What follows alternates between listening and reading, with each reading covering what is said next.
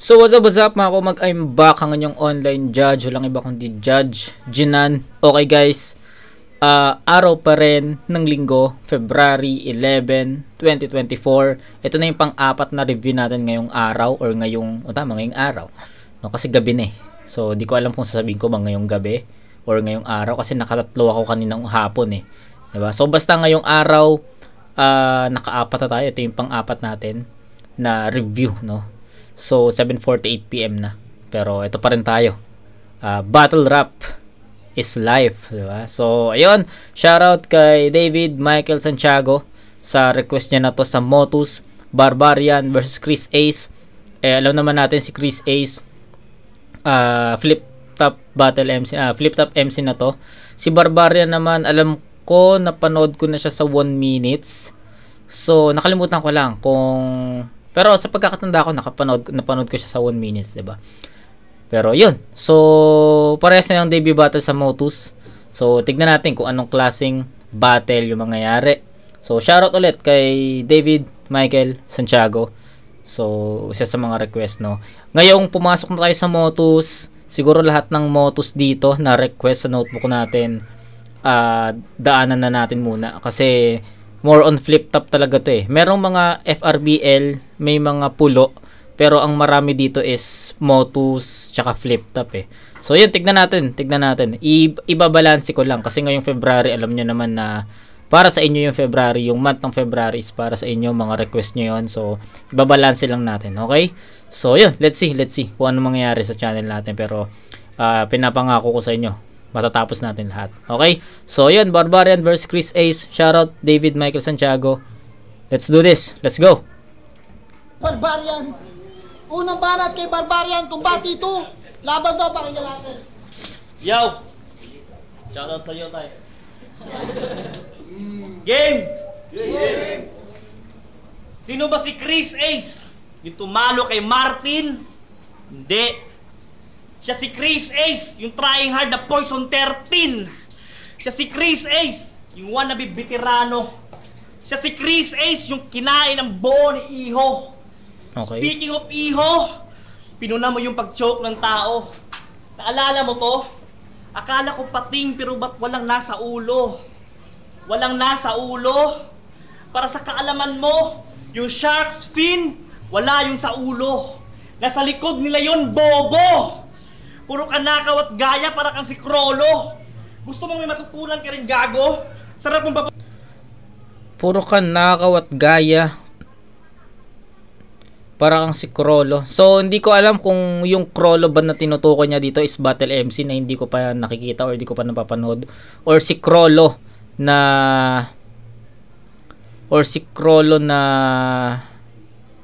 sa Hunter x Hunter, no? So yun, hindi ko sure. Putukan gamit baril ni Paco. At nang maalala mo yung sinabi mo kay Iho, yung bala nasa ulo. Kaya ano, talagang mapaitan yung matata mo.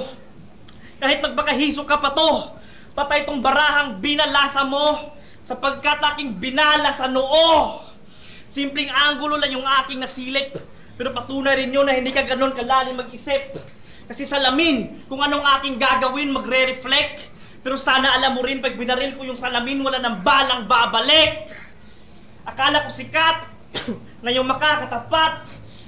Ako'y nagbihis, nag-ayos sapagkat gusto ko mag-selfie sa salamin yun ng mirror shot. Okay. Kaya ano, Agila? Kaya pa man? Tangina pa ng Discovery lang, tas ako yung cameraman. Ito'y dokumentary ng ibon and I'm shooting this wild one. Kaso ang gubat sa Cebu, marami ng dayo ang gustong gumiba. Kasi marami ng kagaya mo na nagpabaya. Kung may taga-bulo ulit makapasok doon, babalik na yung sigla. Kasi man-made pares yung gubat sa amin nililikha. Speaking of gubat, nung nakaraan di ka napasabak sa line-up. Kasi kay GL, tuluyan kanyang pinabagsak. Pinutukan ka ng Desert Eagle, kaya bali ang iyong pak-pak. Piling sikat pa nung gubat 11. Hinarang ka naman ng bouncer kahit di mo aminin. Di ka kasali sa mga artist noon, wag kang assuming. Habang ako ini-enjoy ko yung gubat, parang nagka-camping. Kaya ano, Haring Agila, tanggapin mo lang laos ka na. Dante Gulapa. Tsaka may pinapasabi si Enigma. Putya, tanggal ka na! Okay, round ni Barbarian, medyo hindi ganun ka solido yung mga punches niya. Yung timpla na, or sabihin natin yung pagkakasalansan niya, yung execution niya sa bawat verses niya is hindi ganun kapulido. Para sa akin hindi naging ganun ka epektibo yung ginamit niyang, or yung style na ginamit niya dito para sugatan ng isang Chris Ace.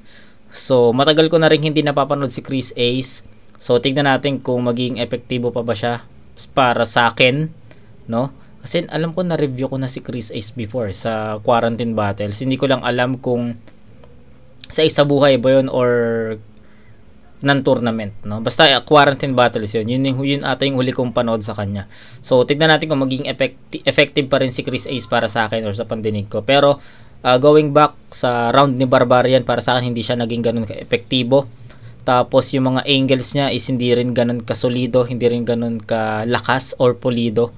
So yun, medyo kulang sa DN yung mga banat ni Barbarian dito. So mamaya ako na-scorean to. Chris Ace tayo. Sabi niya, pag binaril niya yung salamin daw basag, walang babalik na bala. Tangina, baliligo to ng sapak. Pag nabasag yung salamin, hindi babalik bala. Pero bubog, panaksak. Alam muna. Aminado ako. Noong mga nakaraang buwan, nahirapan akong gampanan ng pagiging rapper ko. Kaya pasensya na kung ang laban na to ay malamangan ng stutter ko. Pero salamat sa iyo, my boy. Nagampanan ko pagiging father ko. Ngayon nakakatulog na si Apoy pag nanonood kami ng battle mo. Kaya let's get ready, start! I'm clapping this motherfucker up na parang baby shark! Yung tatay mong si Old MacDonald, yung farm niya, yun, wala na. Tinimbog ng mga pulis kasi yung tanim niya, marijuana. Can you say, Mama? Sige, tawagin mo na siya! Johnny, kay Papa, iwan kang nakanganga!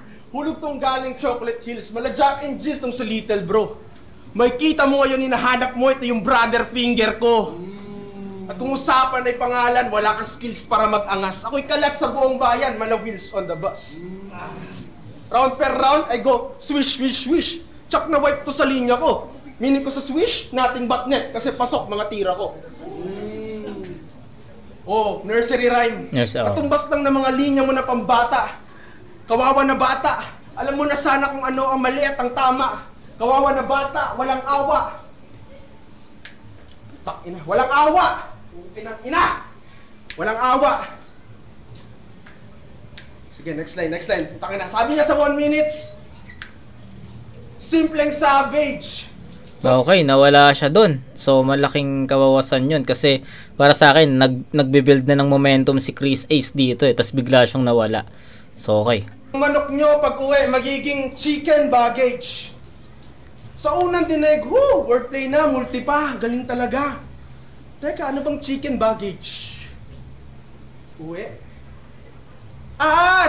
Check-in baggage pala!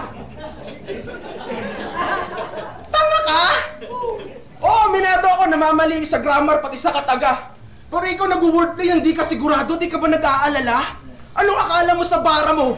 Nakakakababa? Gago, ganyan din si Cloud9 pag nagpapatawa siya. Kaya paano ka naging MC kung yung galawan mo pang NPC? Latado tuloy na mga wordplay mo, hiningi mo sa ChatGPT. Puro pan lang kasi yung alam, wala man lang ni kahit simili. Yung mga bars mo, mga post lang nila Tata at MP3. Tawag din sa style niya, 2 bars, 2 bars. Di ba ang corny at wak? Ganyan na ganyan yung mga natuto kay Audrey mag-rap. Sabi niya pa kay MP3, kung nakaligtas ka sa voice loop na Joker, dito sa Rapolo ka, mai-slaughter. Nice din. Hindi 2 bars tawag dyan, tol. Tawag dyan 2 lines. Rhyme scheme. Hindi ignorante yung mga nasa inyo. Sadyang tahimik lang sila. Kaya pag sumisigaw ka, tingin mo ang galing mo par. Pero kapag nag-iingay ka na, yung mga tao irita. Kaya napapasabi na lang sila ng, ano to? Bar? O sige, pansinin nyo, sisigaw yan after 2 lines. Ginagawa kayong tanga. Sige, kapag hindi ka sumigaw sa battle na to, panalo ka na ano, kaya mo ba? Gago ka ba? Okay lang sana kung may laman ng yung sound, kaso kung may 4-bar setup, tangina yun sa'yo buong round. At yung choco kanina, malamang nabenta ko, kaya judges, pasensya na, baka masali nyo pa sa kwenta to. Mag-ingat ka sa sasabihin mo, bata, baka masagad mo pasensya ko. Dahil tungkol yan sa awa, nakalimutan ko kung konsensya ko! Ay, gago. Set up pala yung choke na yun. Okay, nadali na naman ako ng fake choke. No, sanabi ko sa inyo, lagi ako nadadali ng fake choke. At ayun, nadali na naman ako ng isang fake choke. At hindi ko in-expect na fake choke yun. No? Kaya props kay Chris Ace doon. Nadali niya ako doon. So yun, disregard. No? Disregard. Pero sayang. No? Para sa akin, sayang eh. Pero anong nangyari naman is naging set up siya. No? Sayang kasi andun na yung momentum eh. No? Pinutol kasi ni Chris Ace yung momentum. Kumbaga, pwede siyang mag-fake choke sa ano eh. Hindi, sa akin lang to sa akin lang to. Nanghinayang lang ako kasi andun na yung momentum ni Chris Ace. Andun na yung momentum ni Chris Ace. Tapos biglang nawala, no? Feeling ko para sa akin hindi naging maganda yung place or yung pagkakalagay ni Chris Ace doon ng fake choke niya. Kasi paangat na yung paangat na yung momentum eh. Or nakuha na niya yung momentum tapos biglang mag-fake choke siya noon. Tapos isa pala siyang setup. So, yun. Akala ko, nadali niya ako doon sa fake choke na yun. Pero, yun. Naging setup pala yun sa bandang huli. Okay? Nonetheless, kailangan natin i-disregard yung judging natin doon, about doon. So, round 1 ni Barbarian, sabi ko nga sa inyo, naging, hindi siya naging epektibo. Yung mga angulo niya, yung mga angulo, yung mga napili niyang mga punchline kay Chris Ace, hindi ganoon kabigat, hindi ganoon ka-solid. So bigyan natin ng 7 points si Barbarian sa round 1. Then si Chris Ace, napakapulido ng performance. Sabi pa niya nung una, no, yung father time, nagampan ako yung father time nyo. Nagampan ako yung father time ko. Tapos pasensya na kung parang sinasabi niya, pasensya na kung mangingibabaw yung mga stumbles or stutters ko dito. So, ang ganda, wala lang, ang ano lang sa akin nun, kasi, 'di ba sinabi nga niya na kung na baka mangingibabaw yung mga stumble or stutters niya, tapos bigla siyang nag-fake choke, 'di ba? So, para sa akin, connected eh. Pero anong nangyari? Pakagat lang pala yon or patibong lang pala yon. So, yun, para sa akin, ang creative ni Chris Ace sa round 1. Even yung ibang mga punches ni Chris Ace dito is hindi ganoon ka pulido. Real talk 'yon. Hindi ko yun. Yung ibang mga punches kasi ni Chris Ace hindi ko na masyadong iniskuran kasi hindi ganoon ka solido eh. Pero overall, ang ganda nung buong round, ang ganda ng execution, ang ganda ng experiment niya doon. So para sa akin okay pa rin 'yan. So bigyan natin ng 8 to si Chris Ace. 8 lang kasi nag-antay pa rin ako ng mga solid na lines na pwedeng pwede nating sabihin na tinapos na talaga ni Chris Ace dun sa round na yon, pero medyo hindi pa eh. So 8-7 in favor of Chris Ace sa round 1. Ang ina mo! Kailangan ko pa ba magsalita? Hindi, joke. Round 2 game! Game! Ang ina, walang boto. Round 2 game! Huling laban niya sa flip top, sa buhay. Ayun pala. Quarantine. So yun, isa buhay nga. Sabi ko sa inyo, na-review na natin si Chris Ace eh. Not sure lang kung isa buhay or quarantine. So ayun, isa buhay nga yun. Sinabi ni Barbarian. Okay. God damn it. Pero yung performance, ang pangit. Sabi niya, may GL sa glaucoma. Oh, alam mo ba sa binigkas mo na linya, pinalabas mo lang kung gaano kakahina. Kasi malabo na nga mata nung tumira, pero sa pool pa rin sa'yo ang tama. Sabi niya kay Penpluma, ako'y hitman ng basura. Hitman ng basura? May ganon? Hindi ibig sabihin sa laban mo kay JL, nagpakamatay ka nun. Kasi panay sa tatatater o di ba nagkakalat ka doon? Yan kasi buhat bangko. Kasi 6 years ago, ang sabi nito, iaangat ko ang Cebu. Oh, anyari bro. Unang dayo mo, ikaw yung nilampaso. Pero parang di mo ata nakuha yung punto. Uulitin ko lang ho. Basura, kalat, nilampaso, nagliligpit lang po. Sabi niya ba kay GL, masyado bang 90 degrees kasi sobrang right ng angle? Puta, ginamitan mo na nga ng right angle, ikaw pa rin yung nasawi. Gusto mo pakitaan kita ng 180 degrees para flatline ka nang uuwi? Yung surat mo sa guro, hindi tumagos. Paano ba naman kasi? Degree ka ng degree, hindi ka naman nakapagtapos. Wala kang linyang bumakat. Wala kang linyang bumakat. Magkaka-degree ka na ng mataas pag nag-aapoy ka na sa lagnat. Kaya ano, kaya pa man, apoy ka na sa lagnat. Pero may sinabi ka do, pero saludo pa rin sa'yo. May sinabi ka do na napahanga ako. Eto sabi niya oh, kakarampot lang yung isip ko. Buti alam mo! Lakas mo muna ng sulat ng iba. Isa gubat ang tumatakbo lang na bara. Gurang ka na sobra, mas matanda ka pa sa okra. Puta, mas matanda pa sa okra. Yung sulat mo walang kwenta, buti pa yung okra, malusog masustansya. Tangina neto, sobrang weird. Sa pag-upload nito, paki-black screen or make it blurred. Di naman ako si Eminem, but I'm mocking this bird. Okay. Paano ko ba umpisahan? Round 2 ni Barbarian.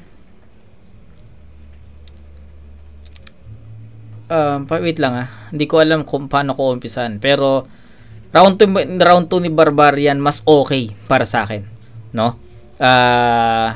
Nakasunod ako sa mga angulo na ginamit niya. Yung laban nga ni Chris Ace dun sa Isa Buhay kay GL ata. Di ko sure di ko na maalala eh.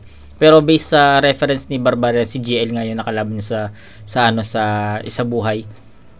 Medyo nakasunod ako sa mga reference or sa mga angles ni Barbarian dito, kaya para sa akin mas okay yung naging round 2 attack, no, ni Barbarian kay Chris Ace. Pero may pero siya. Hindi ko alam kung nawala siya no. Feeling ko nawala siya dun sa part na bandang gitna. Parang nawala siya dun, parang kinapa niya yung ratings niya na nakalimutan niya or something. So malaking malaking para sa akin, malaking hatak pa rin 'yon. Tapos ganun pa rin yung ibang mga lines ni Barbarian hindi pa rin ganun ka-effective Mas nagustuhan ko lang yung naging mga angles ni Barbarian dito, men. Yun lang yung pinaka nakita ko na mas umangat, no? Yung mga angles at references ni Barbarian mas pasok na kay Chris Ace. Unlike dun sa round 1 na medyo hindi ganun kabigat, dumadaples, hindi tumatama. Dito sa round 2 kasi ni Barbarian, tumatama na kasi yung ratings niya doon is para kay Chris Ace na talaga. So yun lang yung masasabi ko, pero may konting stutter pa rin, kaya siguro yung score ko dito is same lang, no? I can't give 8 points to Barbarian sa ganung performance. Kaya iskoran ko na to. Bigyan ko pa rin to ng 7 points para kay Barbarian. So round 2 ni Chris Ace. Ang ina nang aaway to, ikaw yung parang okra kasi talsik yung laway mo. Right, brother? Gusto mo makita yung squala ko? Ito yung right angle. Champion siya sa lure. Sure? O baka sinindikato? Big fish ka sa lure? Ulul! Nakawit ko isda nyo. Lampas 3 minuto, kaya yung kalaban na dehado, Barbarian nga siguro, di kasi sibilisado. Tsaka chismoso ka, Barbarian. Puro invento lang yung daing. Di ba dapat Barbarian? Kasi sa kwento lang magaling. Hindi ka ba nag-iisip? Barbarian naman puta! Kung barbaro ka nga, ulul, panira ka sa kultura. O di ba? Anong alam mo sa sinauna? O ponboho, lapu-lapu at sikatuna. Lugar pa lang alam yung dito natatakot. Kayo nakipagsanduguan sa mananakop. Hayop! Sige, lastas ng ating ng simulan. Ang iinom ng dugo dito sa atin na kulang. Bagay tong taga-buhol sa ating napagkasunduan. Matapos bugbugin totol, iwan to na sa duguan. Pero bakit ba, Barbarian? Hindi nyo pa rin gets. Barbie tsaka Aryan ang witty nito ni Vex. Tanginang barbarian to, kainin mo Hungarian ko. Halatado ka na gago, pangalawang gender reveal na lang kailangan mo. Sabi niya Tay, aamin na ako. Bakla po ako. Sabi naman nung matanda, wala akong anak na kagaya mo. Sumagot yung tarantado, ano magagawa ko, Tay? Bakla po ako. Sumagot yung matanda, oo nga, okay lang maging bading kaso. Hindi naman kita kaano-ano. Nasa maling bahay ka, gago! Gago. Tanginang Barbie to kung ano-ano na isip. Gago. Tuwing alas 2 ng hapon sa pintuan yung tita iniipit.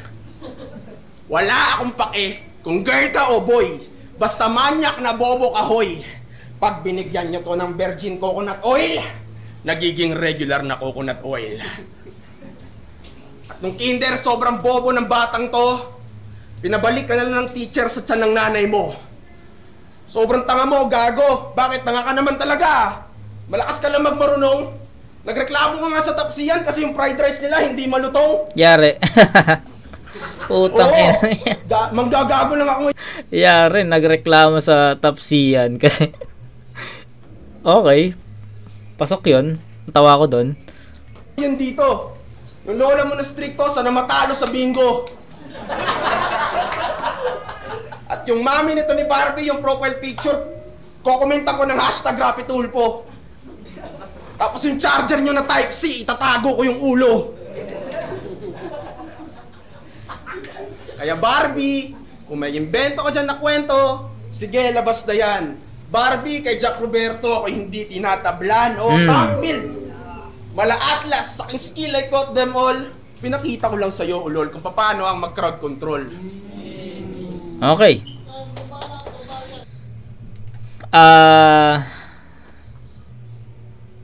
Ang ganda nung may yung flow, although konti or saglit lang yung pagpapakita ni Chris Ace ng flow, pakita pa rin siya ng bago sa round 1. Then yung jokes, no, unlike sa round 1 na parang nag-focus lang siya sa mga bara, punto, suntok. Sa round 2 nagkaroon ng ibang timpla, bara, suntok, punto, flow, jokes. So, yun, pinakita ni Chris Ace kung gaano siya ka-well-rounded sa battle, no. And para sa akin, nakuha pa rin ni Barbarian. Nakuha pa rin ni Chris Ace yung round 2. Iniskura na natin yung Barbarian sa round 1 and 2, kaya binigyan ko ng 7 yon, 14 para sa kanya. Binigyan natin ng 8 si Chris Ace sa round 1. Pero yung round 2, hindi ko pa alam kung ano yung kailangan ko pa ng konting time para iskuran yon, kasi naging iba kasi yung atake ni ni Chris Ace. Sabi ko nga sa inyo, nagpakita siya ng flow, tapos nag-spit siya ng mga jokes dito at sobrang naging effective yon. Tapos yung fried rice na hindi malutong, tawa ko doon. So I think 8.5, ganun ganun yung dapat, or ganun yung deserved na score nung round 2 ni Chris Ace 8.5. So siguro kailangan na nating magbigay ng mga pointing system sa mga susunod, no, kasi parang pag sinabi kong 9 kasi di ba? Pag 8.5 sakto, pag 9 parang sobra, parang ganun, di ba? Pero ayun, sige. Just to be fair sa laban na to, mas nagustuhan ko naman talaga yung round 2 ni Chris Ace kumpara sa round 1, kasi nagipakita siya ng iba't ibang elements ng battle rap dito. So, bibigyan ko ng 9 si Chris Ace dito, pero hindi siya ganun ka, parang, alam mo yun, sabi ko nga sa inyo 8.5 lang talaga dapat, pero dahil hindi tayo nagbibigay ng pointing system, i-round off na lang natin yung 8.5, kaya bigyan natin ng 9 si Chris Ace doon. Medyo nakukulangan pa rin ako sa mga punto, mabibigat na suntok, yun, medyo kulang pa rin yun. Pero it is what it is, diba? 7-7, Barbarian 14, 8 and 9, 17 para kay Chris Ace. So 17, 14, rounds 1 and 2 Chris Ace, round 3. Yo! Ina! Barbero daw! Gago! Pag ako nagupit sa'yo, kasama na yung ulo. Yo! Sabi niya, kalaban mo si Chris Ace yung baraha. Sagot ko naman, sige site, deal na. Kasi di ba alas ka? Sa baraha pinakamataas ka. Kaya pala, dickhead ka. Nung binagyo ni GL ang gubat, isa ka sa nasa lanta. Yung bagyo nagawa mong ibalita pero di ka rin nakapaghanda. Ang agila endangered na nga, lumabas ka pa sa gubat, ayun tuluyang nawala. Kasi ang taas na yung lipad dahil sa air at wind. Pero ba't dito ka napadpad? Katapat mo mala air, wind, wala kang kawala sa bitag. Kaya ano, Mr. Salamin, ngayon ipakita mo sa akin kung gaano ka kagaling. At sa mga nagsasabing, di ko siya kaya, tangina, salamin nga yung kaharap, di ba? Kaya sigurado akong makakaporma. Sisiw lang ako sa paningin mo. Wait lang guys. May pumasok sa isip ko na kaboses ni Barbarian. Ngayon ko lang napansin, no? Ngayon ko lang napansin dito sa round 3. Diretsoin ko na kayo. Kung paano mag-spit si Barbarian dito sa round 3, sa round 3 ko lang kasi napansin eh. Para siyang si J Black. No, para siyang si J Black mag-spit, no? Kung paano niya dinideliver yung huling line sa 4 bars, 'di ba? Yung huling ganun eh. Yung gestures niya ganun eh. So feeling ko may pagka J Black siya. Konti lang naman. Sa pag-spit lang naman ng or pag-deliver ng mga linya. Sisiw na to ang mangingibabaw sa salamin ng kabaong mo. At kung usapang abuloy, ako nang bahala, sir. Pagkat ang sulat ko sa agilay nakalapat na sa papel. Parang 1,000 peso bill. Pero pera o salamin ay handle with care. Kaya sinimplihan ko lang sa pag-deliver. Steady lang sa angle. Tas yung kabaong mo, minarkahan ko ng fragile. Kung ano, hindi pa ba apparent? O sige, gawin natin tong transparent. Tama ang inyong kutob. Pag isinilid ko to sa kabaong, tatagos pananaw nyo sa loob. Di ka uubra. Akala ko, solid na salamin na. Puta, malinaw na mababawang tubig lang pala. Ito na yung sagot sa mga minaliit mo, bay. Mga nangangarap na sa lipad mo ay makasabay. Isa ako sa tumingala, I aim high. Yeah, I aim high kasi agila na yung pinapatay. Sayang kasi andun na yung momentum, no? Akala ko mas mahaba pa or akala ko hindi pa doon natatapos yung round ni Barbarian. Andun na yung momentum niya. Siguro sa last 8 lines pumapalo na yung or bumabaon na yung mga suntok niya, kasubbitin, natapos siya agad doon. So sayang, no? Ito sana yung pinakamalakas na round ni Barbarian para sa akin. Ito yung may mga siksik na punto na mga suntok, yung aim high. Ang tangina, lupit nun. Aim high kasi agila na yung parang tinatarget ng angas nun. So sayang, nabitin lang ako kasi malakas na eh. Nakuha na ni Barbarian yung, alam mo yun, yung momentum niya, yung power niya. Kaso bigla naman naputol or bigla namang natapos na. So I think you should bawi sa next na battle, Barbs. No, di ko alam kung kailan or di ko alam kung bumattle ka na ulit sa flip top, pero hoping na sa pagbawi mo mas solid na.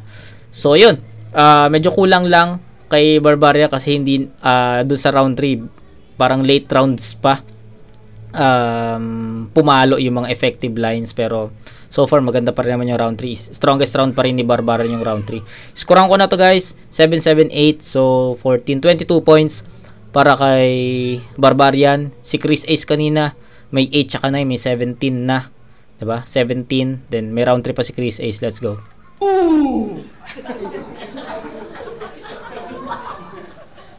Ang ina mo, hindi ka lalampas. Air tsaka wind, di ba pareho lang yun? Ba't di ba sinamahan ng gas? Ate Barbie, alatado na. Kitang-kita sa CCTV. Dalawang G, tignan nyo pa. Pero G pala sa LGBT. Ang inang Barbie to. Ang pangit ng trip na ito. Diyos barbero yung dumikit, siya na mismo sumisiko sa titi ng barbero. Gag. Pero, marami nagtatanong sa akin, ba't daw ako lumaban dito? Nandun na ako sa liga na tugatog. Wala lang. Lahat kasi ng mga nasa Visayas at Mindanao natatakot sa akin lumaban sa Tagalog. Pero nung muling magutom nga, ako'y bumalik at sumali at naging sugo ka niya kasi manika lang, Barbie. Sugo, manika, Barbie, tangina. At minsan niya sinabi, yung rounds mo nag-short circuit, so yung IQ mo ganyan naka-low. Oh? Talaga, bro? Tangina mo! Usapang IQ para kung Tesla. Well, given, na-genius na ako, repa, tapos self-driven, heavyweight sa light, pinagtapat sa same bout. Jujutsu kung gusto mong tumayo sa same ground, pero kung pound for pound, durug to sa aking DMC. Sunod-sunod na hit, Kichina dal medley. Kasi hindi tayo pantay malamang nga, bata ni Fetty Wap. Ubusan kita ng handa para lumpiang Shanghai ng birthday celebrant. Sunod-sunod na tadya, malapedicab, mas delicate pa sa Etibac. Hindi kita titirhan para lumang bahay na amoy septic tank. Gago. Hindi ka titirhan para lumang bahay na amoy septic tank. Tsaka, ano yun? Tangina. Kasi, lumang bahay na amoy septic tank. Kasi, ang pagtapatin tayo, para sa akin ay insulto. Habang ikay binubugbog ko, sila sa akin natututo. You can't fuck with me, no cap. Kahit pa in a long shot. Kung para sa'yo ay battle to, Brad, para sa kanila workshop. Figures of speech, comedy, flow, etc. Ituturo ko lahat yan, basta may pang-Gcash kang leche ka. At, may pang-Gcash kang leche ka. At, kaya tayo pinagtapat. Kasi putang ina mo, barbero, ikaw kinang ina mo ka feeling na hero. Kasi, ano yun, putang ina? Nawala. So, tignan natin ha. Baka hindi na to fake choke for sure. Hindi na to fake choke. Hindi mo ko masisilat. Kaya ginawa lang naman to ni M-Site para yung mga tulad mo mabilad. Hindi kita minamaliit. Ang gusto ko, gumaling ka. Ano bang silbi ng kuya, di ba, kung di tulungan kapatid niya? Ang ari lang ni M-Site ay mga katulad mo mabilad pa at kaya kita sinusunog para mas lumiyab ka. Binuhusan kita ng gasolina para sa may apoy sa tong oportunidad. Kung ang apoy ay solo, liwanag ang maihahayag. Ngunit kung ito ay pantupok, nakadepende na yan sa iyong palagay, pinapalakas ka lang lalo ng mga bagay na hindi mo ikakamatay. Kaya sa susunod kong kalaban, hindi. Alam ko na mali ako. Dahil ang tunay kong kalaban ay nasa salamin din. Ako. Patunay lang yan na kung ano man ang kaya nyong gawin, ay pagbutihin nyo lang lalo na mas gumaling kayo. Pero sa mag-ina mo, ikay umami na din. Pride month ngayon pare, hindi masama maging bading.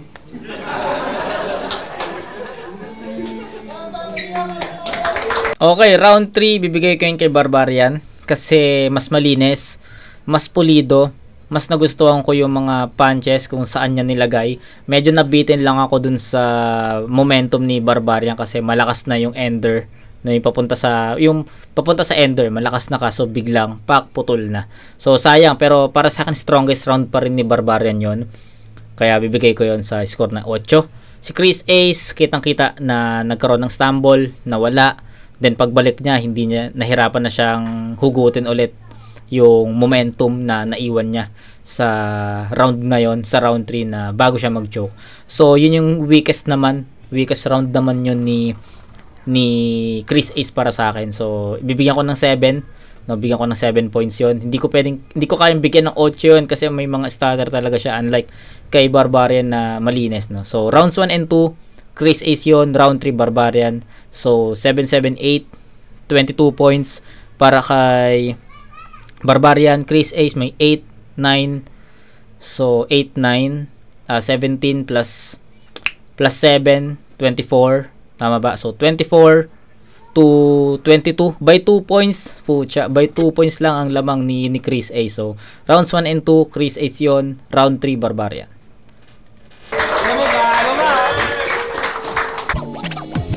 Let's go. Ay, isang beses para sa laban na yan. At syempre maraming salamat sa lahat ng mga nakasuporta. Kay Leo RBL, maraming salamat. 1005 Streetwear. sa Apollo. Thank you.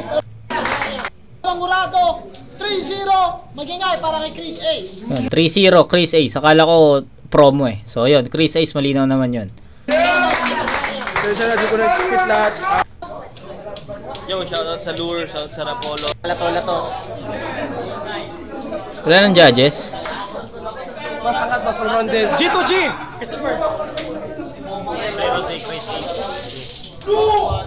So wala ng judges, no. So ayun, Chris Ace.